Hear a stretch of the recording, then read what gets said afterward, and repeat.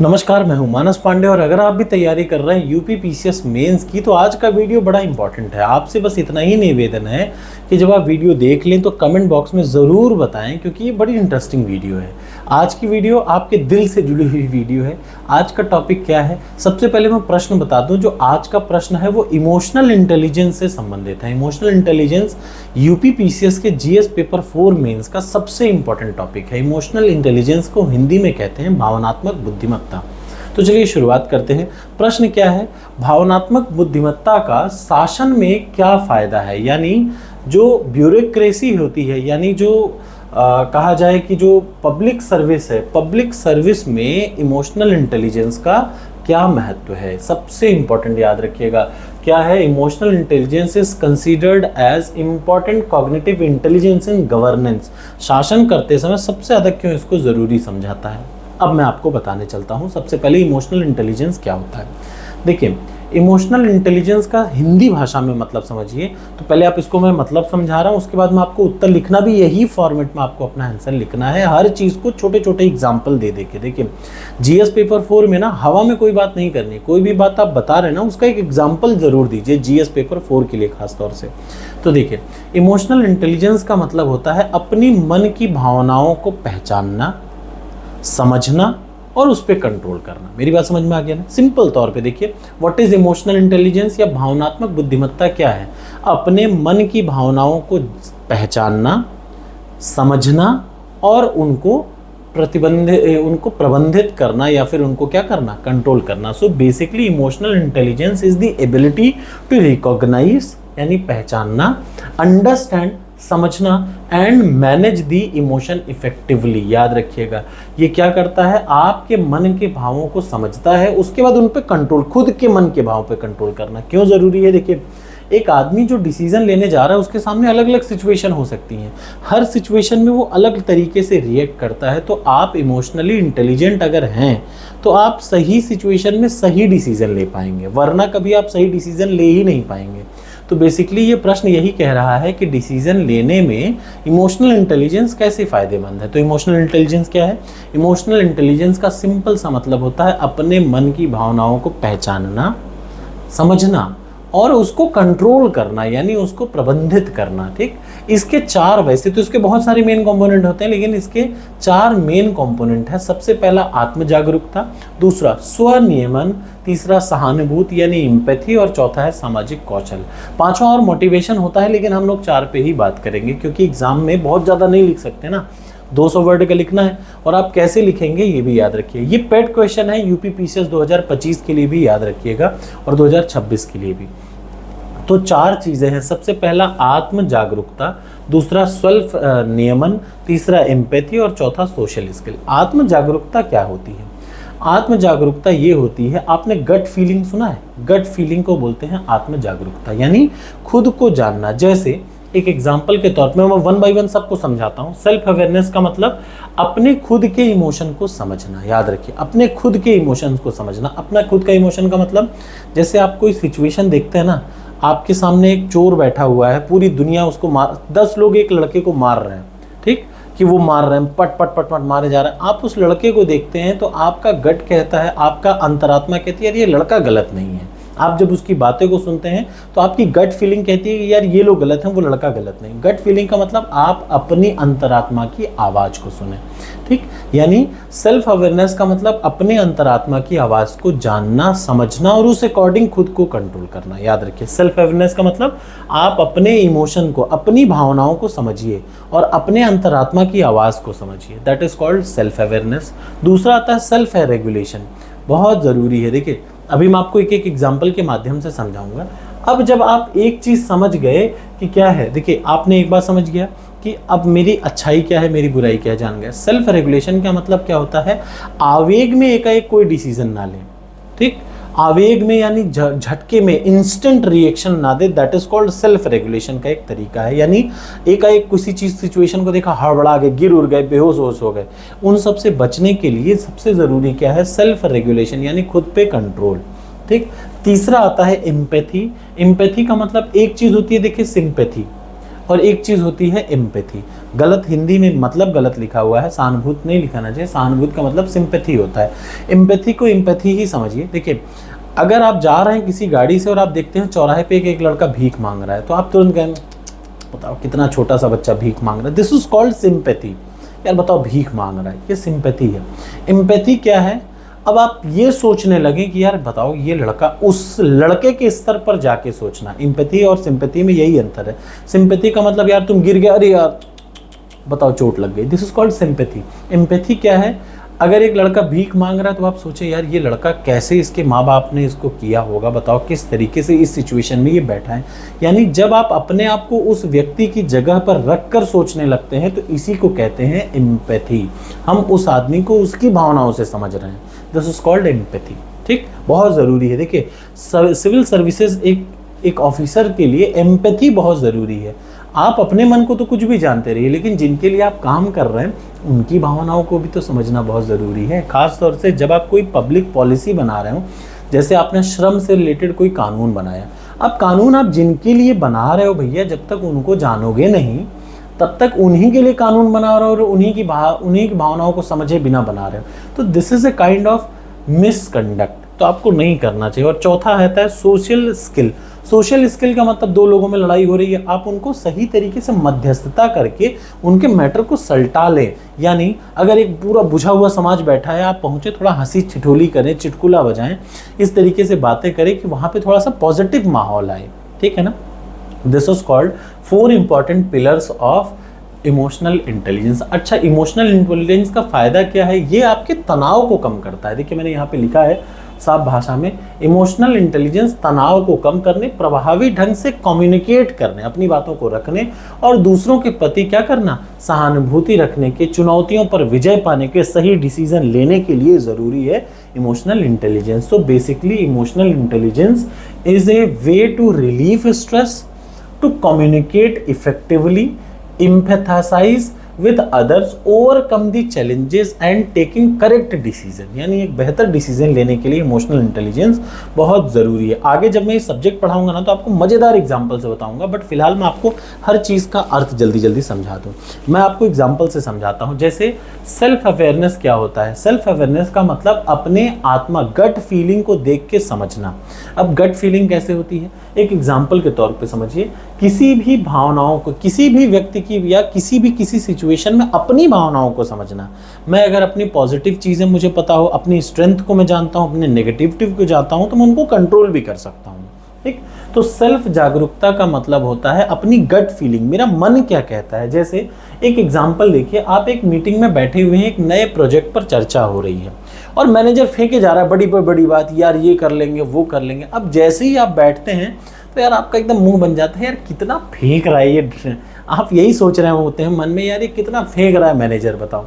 आपकी gut feeling क्या कर रही है? अब उसकी बातों में इंटरेस्ट नहीं रह जाएगा। ध्यान से सुनिए, एक मीटिंग चल रही है जिसमें एक मैनेजर जो है वो टीम के एक नए प्रोजेक्ट के बारे में बता रहा है और वो बात पे बात फेंके जा रहा है। अब आपको उससे क्या होने लगी? चिढ़न होने लगेगी। You will become irritated from that person, उसकी बातों से आप इरिटेट हो जाएंगे।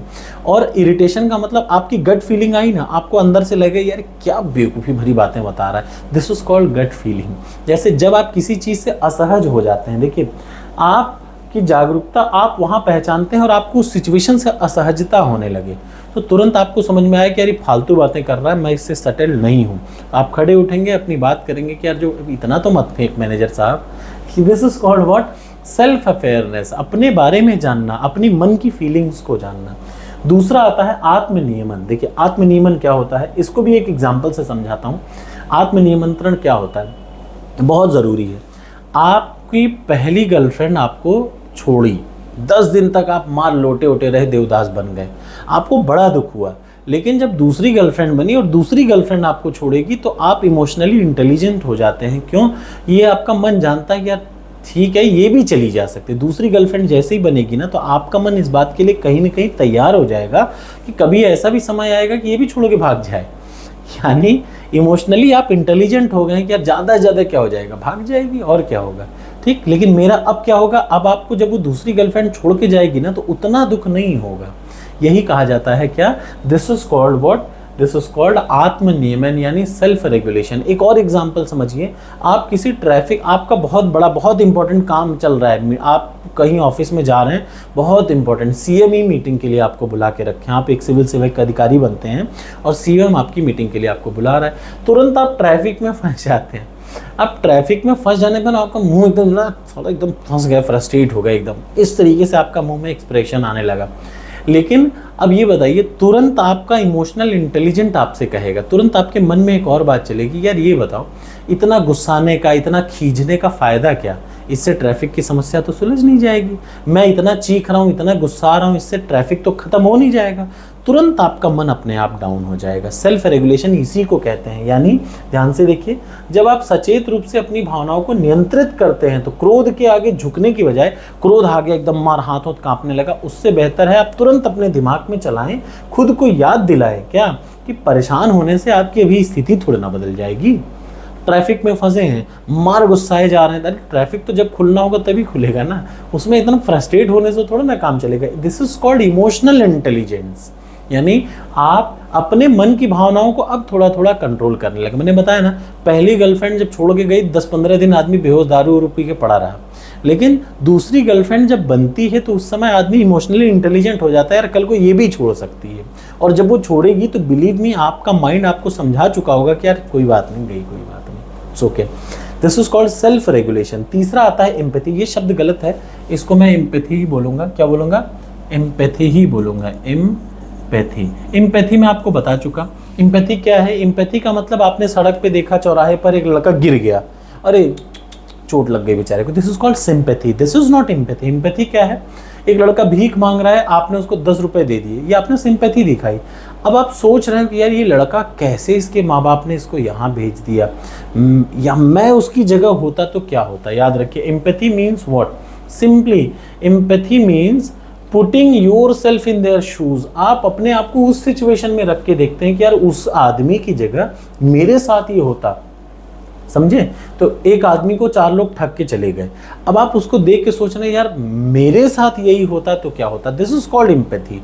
आप अपने आप को सामने वाले की जगह पर रख करके देखें तो इसको कहते हैं एम्पैथी, और उसके बाद उसको आगे उठाने का प्रयास करें। ठीक, देखिए सिंपैथी का मतलब सिर्फ आपने कहा अरे यार चोट लग गई, गलत।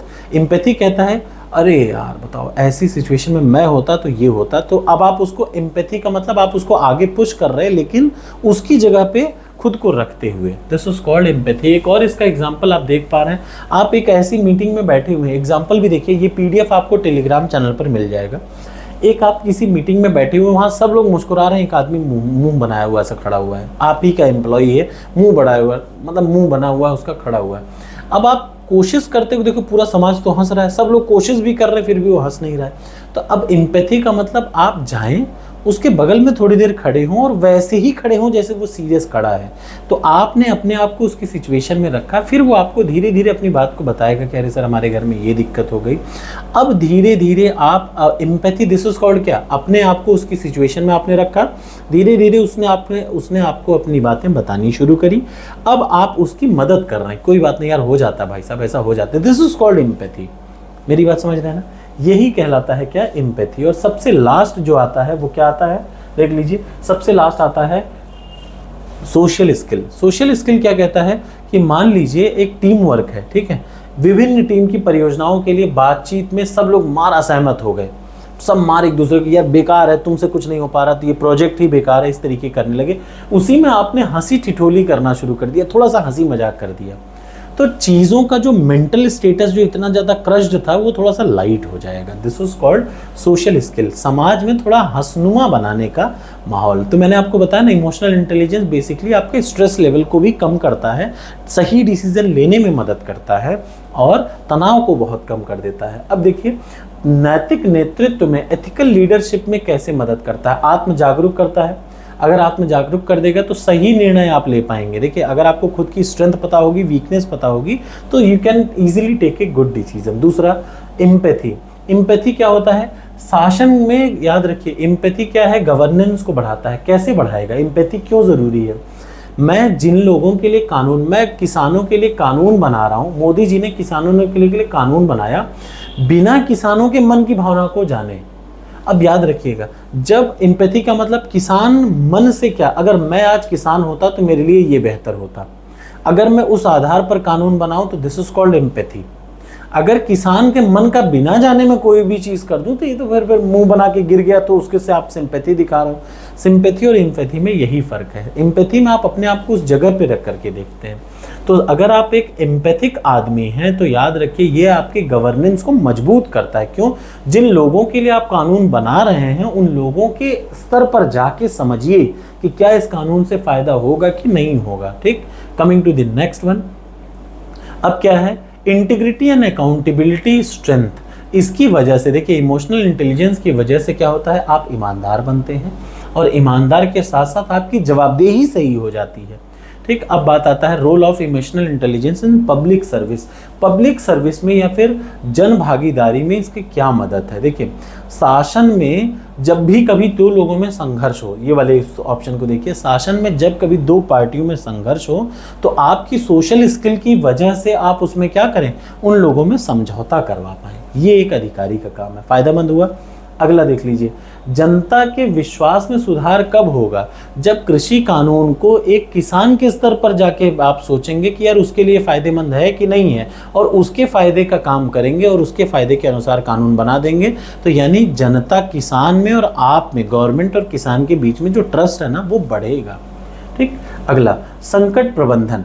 एकदम एब्सर्ड सी सिचुएशन में क्या डिसीजन लेना। एब्सर्ड सी सिचुएशन में आपका क्या राय होगा, जैसे इतना बड़ी भगदड़ मची, जो वहां पे अधिकारी खड़ा था उसके मन में क्या चल रहा होगा। उसके सामने जब 15-20 बॉडी आई होंगी वो तो बेहोश होकर गिर जाना चाहिए, लेकिन इमोशनल इंटेलिजेंस कहता है कि यार अब तो हो गया, अब तो एक्सीडेंट हो ही गया ना, अब क्या इनको यहाँ से उठाओ। दूसरा एक और सिचुएशन, आप खड़े हैं, एकाएक आपके सामने बाघ आके खड़ा हो जाए, तो आप ये मान के चलिए, चूंकि मेरे साथ हो चुका है, जैसे ही बाघ आपके सामने खड़ा होगा आदमी एकदम ब्लैंक हो जाता है।